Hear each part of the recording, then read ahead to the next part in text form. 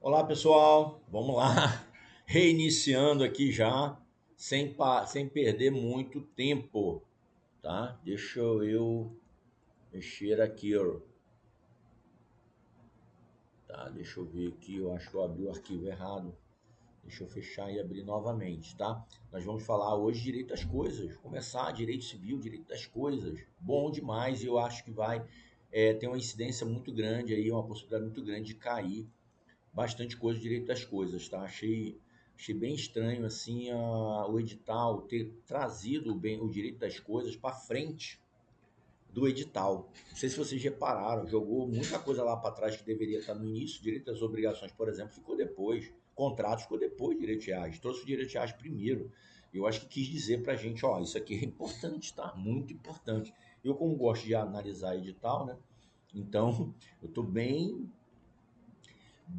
assim propenso a achar que vai ter uma chuva de direitos reais na nossa prova. Gente, essa parte aqui eu acho que dá 40, 44, 45, a gente vai falar muito de princípios, tá? E eu vou ser bem tentar ser objetivo nos princípios, porque o princípio ele acaba sendo, ele tem uma função muito forte no direito notarial registral, mas também no direito civil. E aqui nós estamos falando de direitos civis, tá? Direitos civis. E vamos falar de direitos reais, mas você vai guardar que esses princípios de direitos reais ele também comunica com o direito notarial registral. Nós vamos mostrar aqui como isso acontece efetivamente, mas vamos lá. Ele acaba sendo muito basilar e não tem como a gente ingressar de cabeça no direitos reais e não ter noção efetiva da parte geral, principiológica do direitos reais. Então vamos lá. Princípio da tipicidade de direitos reais. Tipicidade. Vocês já ouviram falar isso por aí? Hã? Já ouviram falar em tipicidade? Gente, há muitos anos atrás, muitos anos mesmo, eu já cheguei a dar aula de direito penal. Eu dava aula de direito penal em curso preparatório, olha só. E hoje eu estou no direito civil, né? E amo direito civil, né? Amo demais o direito civil. Não só o direito civil, como o direito notarial registral. Acho lindo, assim, muito.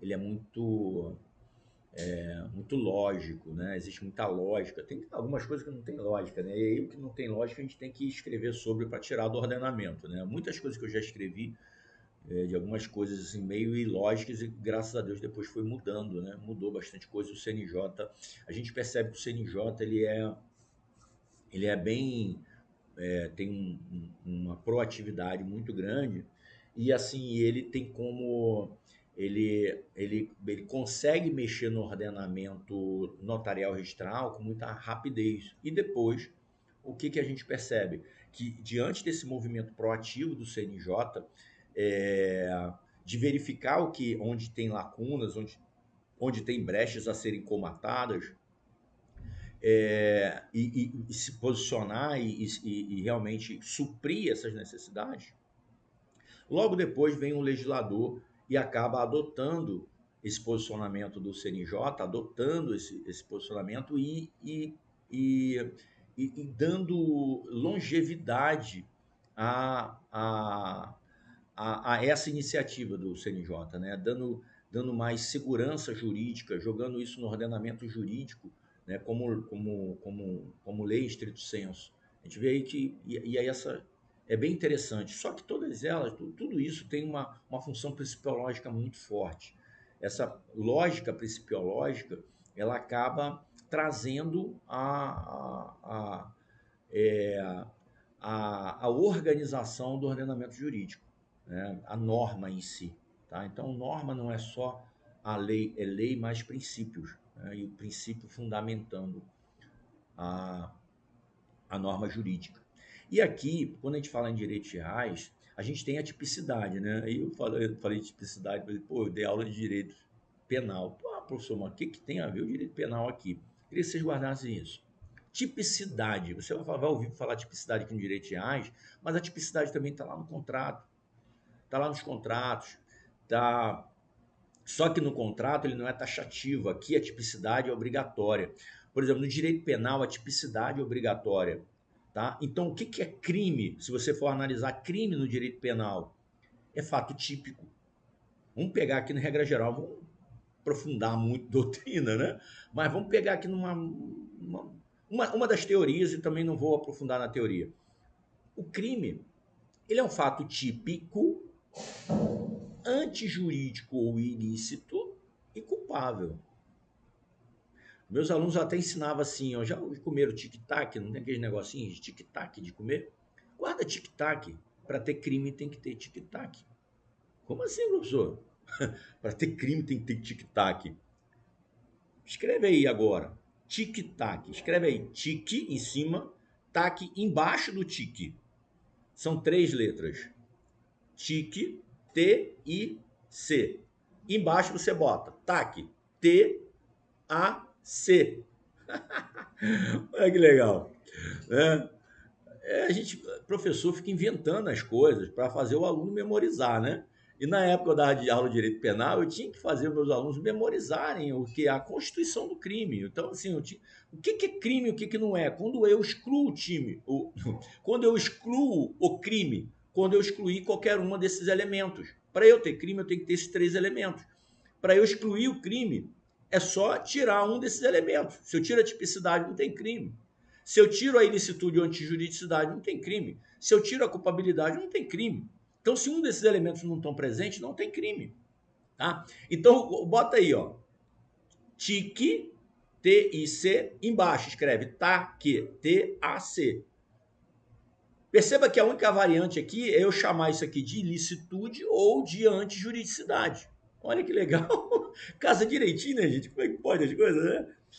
E aí, para a existência de um crime tem que ter tipicidade. E aí, aqui que eu quero chamar você. O que é essa tipicidade aqui? Eu estou falando de direito penal, mas nós estamos aqui em direito civil.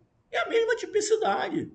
A tipicidade ele tem que estar previsto em lei. Tem que ser típico. Né? Tipicidade é típico. E o que eu quero dizer com isso? Tem crime, se não tiver típico lá, a conduta, matar alguém é um fato típico. Se uma pessoa, Tício, matou Mévio, eu enquadro esse comportamento no fato. Então, esse fato dele, esse fato que ocorreu aqui, ele é típico, porque ele encontrou semelhança com a norma. Matar alguém, tá? Claro que aí a gente vai ver outros elementos, mas ele é típico. Mesma coisa, eu estou falando de direitos reais, direito civil. Tipicidade é um princípio, lá é um requisito necessário. Para o direito penal, é um requisito necessário para a existência do crime. Aqui, ele é o quê? Um princípio que norteia os direitos reais. Então, para eu ter um direito real, ele tem que ser típico. E o que é típico, professor? Ele tem que estar previsto na lei. A lei tem que dizer que aquilo ali é um direito real. Se a lei não disser que é direito real, ele não é um direito real. Eu não posso presumir que determinado direito ele é real e ele vai ter ingresso lá no RI. Não posso presumir. Essa presunção, ela não é possível. Por quê? Porque a tipicidade é um princípio dos direitos reais. Está totalmente conectado o direito real com o registro de imóveis. Então, se você for lá olhar no rol dos títulos registráveis na matrícula do imóvel, você vai ver que está lá o quê?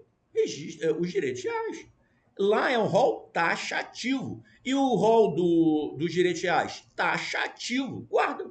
Os dois são taxativos. Tá? Porque um é a Constituição Direito Real, um é a Constituição Direito Real, o outro é o ingresso do direito real para surtir efeito erga omnes.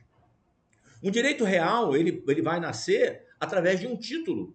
Tá? Ele é previsto, tem que ter a tipicidade. A partir da tipicidade, se eu cumpro o que está típico na lei, como é que um direito de superfície ele nasce? Direito de superfície, ele tem que ser típico. E aí eu vou lá olhar para o crime, tem que ser típico, certo? Tem que estar previsto. Depois de estar previsto, ele tem que surgir como um fato, né? Ele tem que surgir como negócio jurídico. Lá é fato, um fato aconteceu, aqui não. Aqui é um negócio jurídico. E esse negócio tem que preencher os requisitos legais, porque aqui é típico. Quando é que é superfície? Quando eu coloco aqui o que está tipificado aqui. Então eu tenho um título que descreve exatamente, tem espelhamento direto do que na norma diz. Ah, o título diz isso aqui que está na norma, então isso aqui é direito de superfície. Quais são as cláusulas, requisitos necessários para ser direito de superfície? Isso. Opa, bateu. E agora, o que tem que fazer? A norma diz que todos os direitos reais têm que ser registrados, ou seja, ele só vai produzir efeitos uma vez que seja registrado como direito real. Porque para ser direito real, o direito real só nasce com o registro. E aí, ele então foi entabulado como negócio jurídico e agora ele precisa o quê? Ingressar no registro de imóveis. Ele ingressou no registro de imóveis. Ingressou, e aqui eu estou falando, pode ser registro de imóvel, pode ser o RTD, tá? A gente já falou do RTD. Se for imobiliário, registro de imóveis. Se for um direito real mobiliário, RTD. E aí ele vem, pum, ingressa na matrícula. Na hora que ele é registrado na matrícula, ele nasce como direito real. Ok? Então perceba, primeira coisa, para tudo isso aqui acontecer, tem que ser a tipicidade. Perceberam? Eu dei uma volta danada aqui, né? A tipicidade. Não tem como eu criar um direito real e botar na matrícula do imóvel e falar assim, ó, isso aqui agora é direito real porque entrou na matrícula do imóvel. Não, pelo contrário, o registrador registrou esse negócio jurídico dizendo que é um direito real na matrícula do imóvel e já cometeu aí violação por desrespeito aos princípios básicos do direito notarial registral e do direito civil. Cadê a tipicidade? Onde é que está previsto isso aí como direito real, rapaz? Perceber a qualificação, como que ela é importante? A qualificação, ela vai olhar tudo isso. Peraí, você quer trazer o que para cá? Ah, é um direito X. Tá. Está previsto em lei? Tá. Agora deixa eu ver o título. O título preencheu os requisitos legais que a lei determina, ou seja, princípio da legalidade, da tipicidade, a tipicidade, legalidade, preencheu tudo, formalidade, preencheu. Agora entra. Registrou, aí ele nasce. Ele vai produzir efeito erga omnes. E vai proteger quem? Vai proteger credor, proteger terceiros. Tá? Beleza? Então guarda isso, gente. Tipicidade. Tipicidade significa tem que ser típico. Tá? Tem que estar previsto. Quando você vai lá em contratos, no direito das obrigações, aí você vai também falar da tipicidade, porque existem contratos típicos. Aí muitas vezes quando eu faço a mesma brincadeira aqui com os meus alunos, em direito das obrigações ou direito de contratos, falando dos contratos típicos, né? Eu conto essa história toda aqui, mas percebam, lá, quando eu falo de contratos, nós temos o quê? Uma liberdade, porque a parte contratual e obrigacional, ela tem liberdade, lá é liberdade de pactuação. Lá o princípio é o respeito à liberdade da autonomia privada. Ou seja, existe uma autonomia privada e essa autonomia privada, ela é o quê? É uma liberdade. Existem contratos que são tipificados. Só que você tem a possibilidade de contratos inominados. O que são contratos inominados? Formalizações jurídicas da vontade das partes, mas não existe uma tipicidade. Perceba, existem contratos típicos? Existe. Mas existem contratos atípicos? Existe. A atipicidade no direito penal é o quê? A atipicidade não tem crime. A atipicidade, você tirou um elemento do crime. Então, não pode configurar crime. A tipicidade no direito civil, no direito das obrigações, a tipicidade pode ter negócio jurídico? Pode. Obrigacional. Pode ter direito, pode ser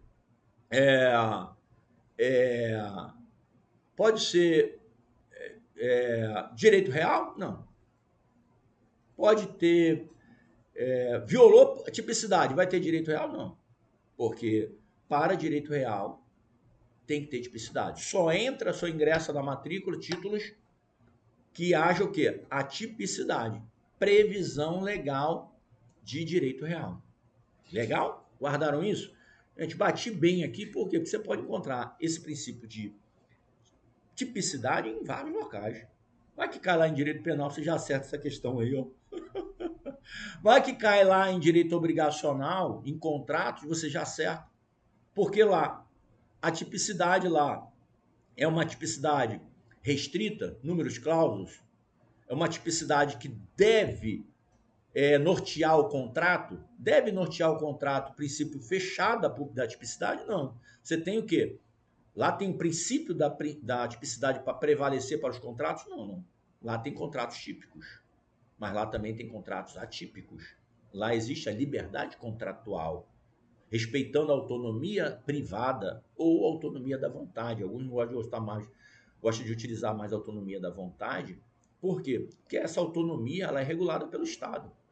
Então, prefere chamar de autonomia privada e não mais de vontade, porque a minha vontade está submetida à função social estatal, função social dos contratos, tá? Há uma regulação estatal, a regulação do próprio ordenamento jurídico, dizendo que a minha autonomia ela não pode violar outros direitos, ela não pode violar a autonomia do outro. Então, por isso, é autonomia privada e não da vontade. Nem sempre a minha vontade vai poder prevalecer. Não só em relação ao Estado, mas em relação a outra pessoa também.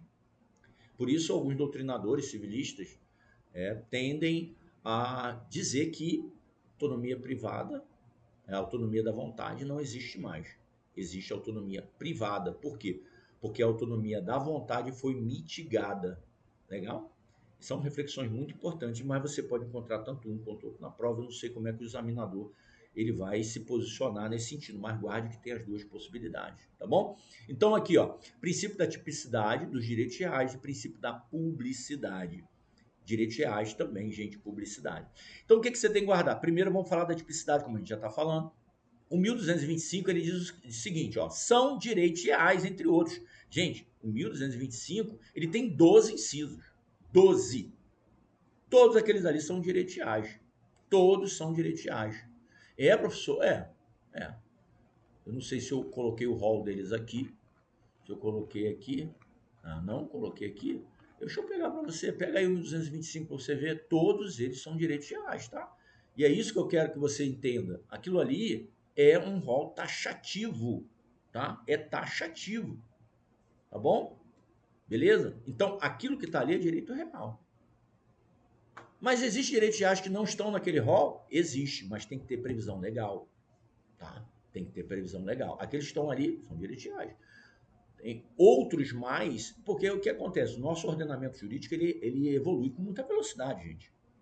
E muitas vezes o legislador realmente, na hora que ele traz um novo direito real, ele acaba não incluindo esse direito real no rol lá do 1225. Mas é um direito real. Está previsto em outros pontos, em leis extravagantes ou fora do próprio Código Civil. Tá? Mas esse rol aí é o rol. Deixa eu ver se eu tenho aqui a lei, eu vou trazer aqui para vocês. Só um minutinho. Bom, pessoal, aqui ó, vamos lá. 1225, ó, puxei ele aqui. 1225. O que está escrito aqui? São direitos reais. São direitos reais. Esse rol é um rol taxativo. O quê? Primeiro direito real, gente, propriedade. Então a propriedade é um direito real. Ela é o direito real mãe, direito real pleno, né? O maior direito real que nós temos, tá? É um direito real próprio. Porque a propriedade, quando ela é plena, ela junta ali o quê? O grude. Lembra do grude? São estratégias de memorização para os nossos alunos. Grude. Ó. G-R-U-D. Grude. Gozar. G-R. R. Reivindicar ou reaver. U. Usar. E D. Dispor. Tá? Esse aqui são as faculdades jurídicas do proprietário. O proprietário tem todos esses poderes do proprietário. E você vai ver que todo direito real, ele vai mexer com um desses poderes. O direito real é tirar essa... O direito real em si não, né? O direito real, por exemplo, o direito real de terceiros sobre o bem, porque existe o direito real próprio, a propriedade é um direito real próprio. Mas se você pensar em direitos reais de uso, de gozo, de fruição, ele vai atacar tudo aqui, ó, tá? Ele vai atuar nesses poderes. Então, por exemplo, a superfície, ela vai mexer aqui.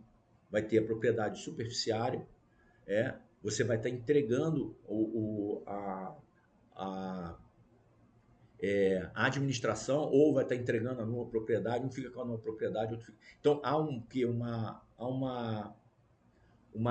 desdobramento da propriedade. Quando a gente vai, todos eles ali vai ter um desdobramento da propriedade. Por quê? Porque ele vai mexer com esses poderes. A servidão vai mexer com esses poderes, vai criar o quê? Vai criar restrições na plenitude desse bem.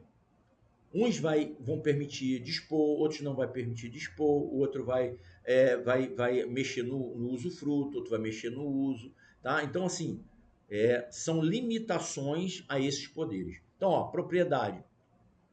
Superfície, direito real. Vamos falar de superfície. Servidões, direito real, vamos falar. Usufruto, direito real. Uso, vamos falar.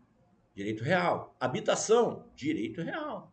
Direito real de habitação. Ah, professor, mas direito de habitação não é um direito do cônjuge se manter na propriedade, se manter com direito de moradia. Tá. Então, isso aí é um direito real legal, porque vocês vão ver aqui que tem direitos reais que eles podem ser constituídos e levados para a matrícula, porque foram direitos reais constituídos, convencionados. Agora, você vai ter vários direitos reais aqui legais. E a habitação, ela pode também ser um direito real legal. E o que é legal? O cônjuge. O cônjuge faleceu, deixou um outro cônjuge. Ele tem direito real de habitação. Direito real de habitação. A gente vai falar disso também, quando for falar de habitação, para não confundir uma coisa e outra. Você pode fazer ele convencionalmente. Direito, olha aqui, ó, o direito do promitente comprador do imóvel. Baseado nisso aqui que a gente vai ter a adjudicação compulsória extrajudicial. Por quê? O direito do promitente comprador do imóvel, é advindo da promessa de compra e venda. E vai ter ingresso onde? Na matrícula do imóvel. É um direito real. Então guarda isso. A promessa de compra e venda. Por quê? O que é a promessa de compra e venda? É promitente vendedor prometendo vender. Promitente comprador prometendo comprar. E o promitente comprador prometendo comprar. E por que é promitente, professor? Um prometendo fazer. Por quê? Porque a relação negócio jurídico depende de adimplementos. Por isso que tem a adjudicação compulsória extrajudicial, obrigatória, baseada na constatação de adimplemento. Perceba, foi constatado pelo registrador que o comprador, o promitente comprador, adimpliu. Ele realmente quitou todas as parcelas que ele se propôs a pagar para comprar o imóvel. Então ele adimpliu a parte dele na promessa. Porque um promete vender, o outro promete comprar. E essa promessa de compra muitas vezes em 10 parcelas. Ele pagou uma, pagou duas. Ele ainda está no meio do cumprimento da promessa dele, até ele terminar. O vendedor prometeu vender. E ele só vai vender quando tiver adimplido. Tá? Por quê? Porque não há exigência de adimplemento de um enquanto o outro não tiver cumprido a parte dele. E aí, ao término do pagamento, o comprador, então, comprova que adimpliu e pede ao vendedor que cumpra a sua parte, que é vender.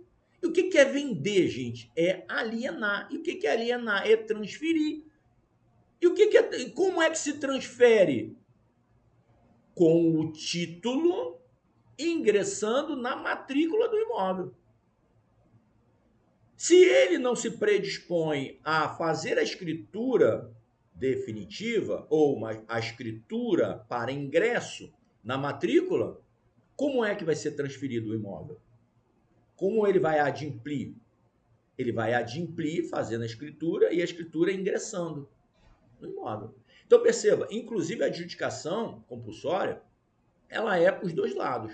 Digamos que essa parte aqui terminou de pagar, adimpliu. Mas o vendedor quer vender. Ele quer o quê? Retirar o que quer vender. Cumprir, adimplir a parte dele. É retirar o imóvel do nome dele, porque esse aqui já adimpliu, falta ele adimplir a parte dele. Só que para adimplir a parte dele, ele depende do comprador tabular com ele, na frente de um tabelião, a escritura pública concordando com os termos da venda. Para que, uma vez assinado aquilo ali, ingresse lá no registro de imóveis e faça a transferência da propriedade. E aí, muitas vezes, o vendedor não consegue, por mais que esse aqui já tenha adimplido, feito todo o pagamento, não consegue sentar com esse daqui por algum motivo para poder fazer essa transferência imobiliária. E o imóvel continua no nome do outro. E aí o que, que acontece? A adjudicação compulsória, ela pode ser requerida para os dois lados, tá? Para os dois lados. Beleza? Tranquilo? E nós vamos ver isso lá na frente na aula própria. Aí aqui nós temos, ó, penhor. Penhor é um direito real de garantia. Direito real de garantia. Ingressa no RI? Não, ingressa no RTD que a gente acabou de ver. Olha lá, ele ingressa lá no RTD. E ele só vai servir realmente de garantia depois que ele ingressar no RTD. Ele tem que ingressar no RTD. Ok? Porque o penhor é só para bens móveis.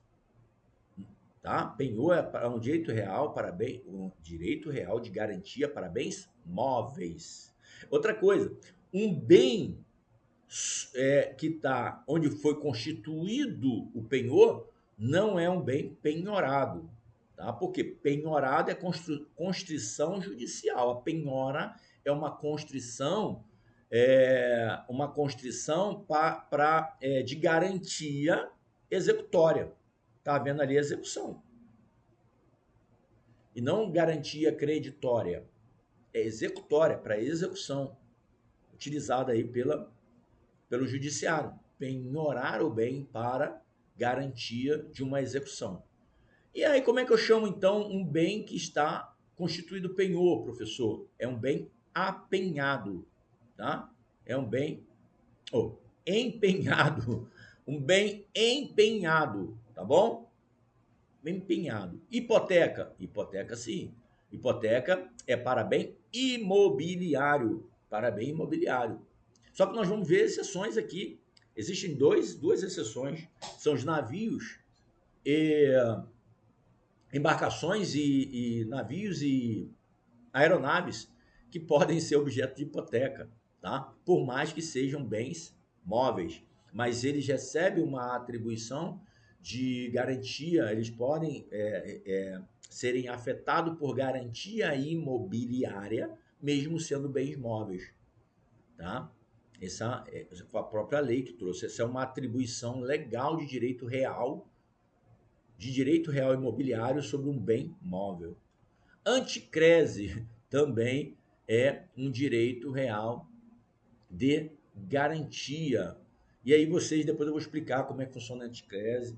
Muita gente tem aqui se assusta com esse instituto, mas é um instituto fácil também de aprender, mas vou deixar para o momento certo, tá? Porque a gente está falando de princípios aqui ainda e depois eu vou entrar em cada um deles.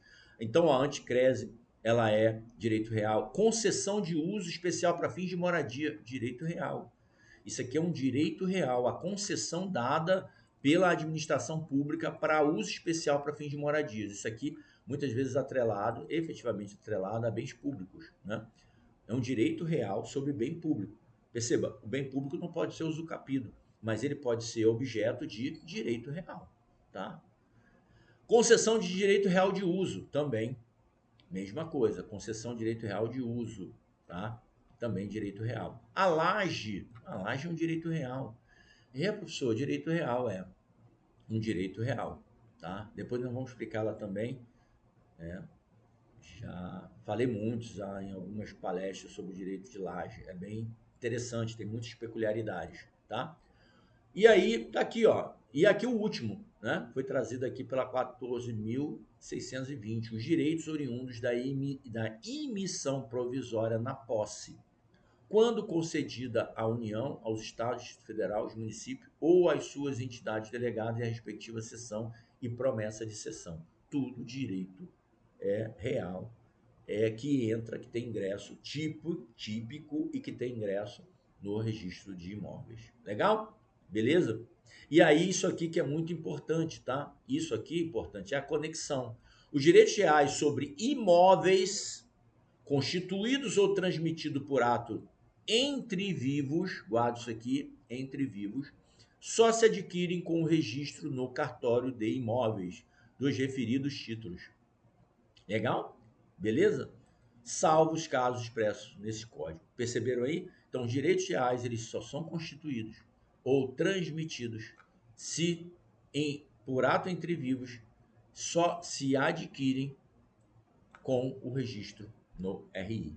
Legal? Tranquilo? Então guardem isso para não ter erro, para não ter equívoco. Legal? Deixa eu voltar aqui para onde eu estava. Opa, aqui com vocês. Tá? Ah, tá. Eu fiz aqui uma besteirinha. Beleza. Bom, então nós vamos continuar aqui de onde nós paramos, tipicidade.